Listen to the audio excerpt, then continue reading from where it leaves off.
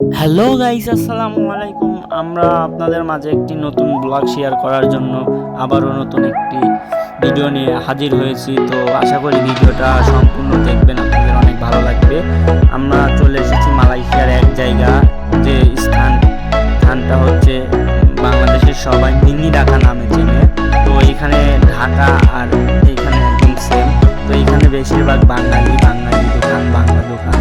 তো 80% 90% বাংলা দোকান, এবং মানে সব দোকানদারই বাংলায় কথা বলে। তো এখানে বেশিরভাগ বাংলা মানুষই বেশি থাকে। তো তাকে বলে মিনি ঢাকা, তার জন্য নাম দেওয়া হয়েছে।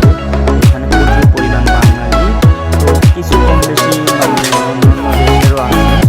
এখানে ফুল এবং ইত্যাদি ইত্যাদি বেশি মানে পাওয়া যায়।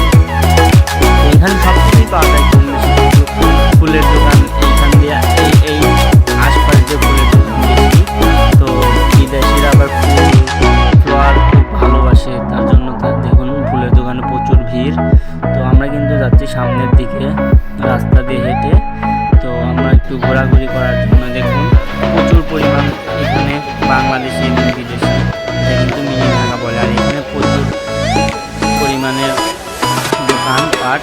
তো এখানে সর্বনিম্ন রেটে মালামাল বিক্রি করা হয়, অনেক কম দাম। এখানে এই সাইডে শুধু চীনারা এসে বেশি দেখা যায়, চীনাদের।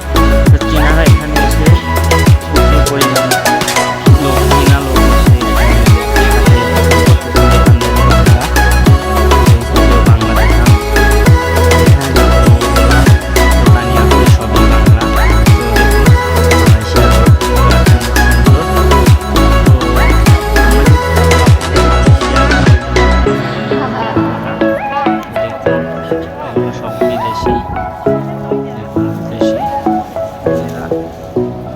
বাজারে ঘোরাঘুরি করছে।